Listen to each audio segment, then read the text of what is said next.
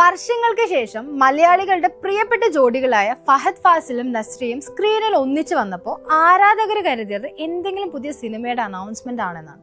പക്ഷെ അതൊരു സിനിമയായിരുന്നില്ല, അതൊരു യുദ്ധ പ്രഖ്യാപനമായിരുന്നു. കേരളത്തിലെ ഐസ്ക്രീം വിപണി പിടിച്ചടക്കാൻ വന്ന ക്യാമറി എന്ന ബ്രാൻഡിന്റെ മാസ് എൻട്രി ആയിരുന്നു. പക്ഷെ ഈ തിളക്കത്തിന് പിന്നിൽ 30 വർഷം പഴക്കമുള്ള ഒരു കുടുംബ സാമ്രാജ്യം തകർന്നടിഞ്ഞ കഥയുണ്ട്. 5 കസിൻസ് ഒന്നിച്ചുണ്ടാക്കിയ മാരി ബോയ് എങ്ങനെ പെട്ടെന്നൊരു ദിവസം ഇല്ലാതായി. ഈ കഥ തുടങ്ങുന്നത് 1990-ൽ പെരുമ്പാവൂരിലാണ്. 5 കസിൻസ് ചേർന്ന് കസിൻസ് ഗ്രൂപ്പ് എന്നൊരു കമ്പനി ഉണ്ടാക്കി. അവർ ആദ്യം ഐസ്ക്രീം അല്ല ഉണ്ടാക്കിയത്, പ്ലാസ്റ്റിക് നിർമ്മാണമായിരുന്നു അവരുടെ ബിസിനസ്. വർഷങ്ങൾക്ക് ശേഷം ബിസിനസ് വൈവിധ്യവൽക്കരിക്കാൻ തീരുമാനിച്ചപ്പോഴാണ് കേരളത്തിലെ ഐസ്ക്രീം മാർക്കറ്റിൽ ഒരു വലിയ വിടവ് അവർ ശ്രദ്ധിച്ചത്. അന്നുണ്ടായിരുന്ന പല ബ്രാൻഡുകളും വെജിറ്റബിൾ ഓയിൽ ഉപയോഗിച്ചിട്ടുണ്ടാക്കുന്ന ഫ്രോസൺ ഡെസേർട്ടുകളായിരുന്നു. അവിടെയാണ് മാരി ബോയ് തങ്ങളുടെ USP അഥവാ യുണീക് സെല്ലിംഗ് പ്രൊപ്പോസിഷൻ കണ്ടെത്തിയത്. യഥാർത്ഥ പാൽ ഉപയോഗിച്ചിട്ട് നിർമ്മിക്കുന്ന ഐസ്ക്രീം.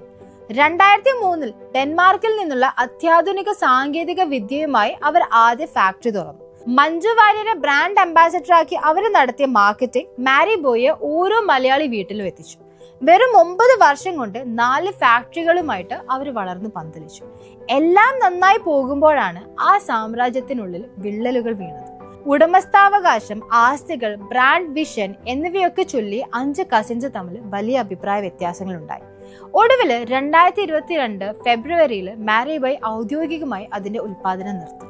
കുടുംബം 2ആയി പിരിഞ്ഞു. ജോസഫ് മേഴ്സിലി കടമ്പുകാട്ടിൽ എന്ന പാർട്ട്ണർ മേഴ്സിലീസ് എന്ന ബ്രാൻഡ് തുടങ്ങി. ബാക്കി 4 പേര് ചേർന്ന് ക്യാമറി എന്ന ബ്രാൻഡ്. ക്യാമറി ആദ്യം മെറി ക്രീംസ് എന്ന പേരിടാൻ നോക്കിയെങ്കിലും മെറി ബോയുമായുള്ള സാമ്യം കാരണം നിയമപ്രശ്നങ്ങൾ ഉണ്ടായതോടെയാണ് അവർ ക്യാമറി എന്ന പേര് സ്വീകരിച്ചത്. ഇവിടെയാണ് കളി മാറുന്നത്. 2 ബ്രാൻഡുകളും ഒരേ പാരമ്പര്യത്തിൽ നിന്നുള്ളവരാണ്, പക്ഷേ അവരുടെ മാർക്കറ്റിംഗ് രീതികൾ വ്യത്യാസമായിരുന്നു. മേഴ്സിലീസ് അവരുടെ മുഖമായ ദുൽഖർ സൽമാനെ കൊണ്ടുവന്നു. ഹെൽത്തി ഐസ്ക്രീം എന്ന ഇമേജിൽ പ്രീബയോട്ടിക് ആൻഡ് പ്രോബയോട്ടിക് ഐസ്ക്രീമുകൾ വിപണിയിൽ എത്തിച്ചു.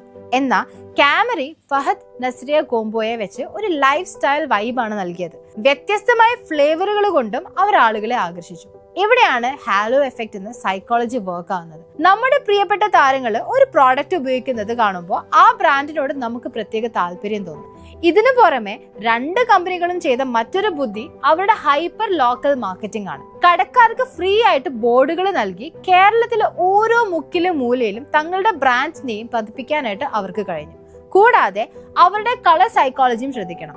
മേഴ്സിലീസ് പർപ്പിളും യെല്ലോയും ഉപയോഗിച്ചിട്ട് ഹെൽത്തി ആയിട്ടുള്ള ഒരു ലുക്ക് നൽകുമ്പോൾ ക്യാമറി കറുപ്പും മഞ്ഞയും ഉപയോഗിച്ചിട്ട് ഒരു ലക്ഷറി ആൻഡ് വൈബ്രന്റ് ആയിട്ടുള്ള ഒരു ഫീലാണ് നൽകുന്നത്.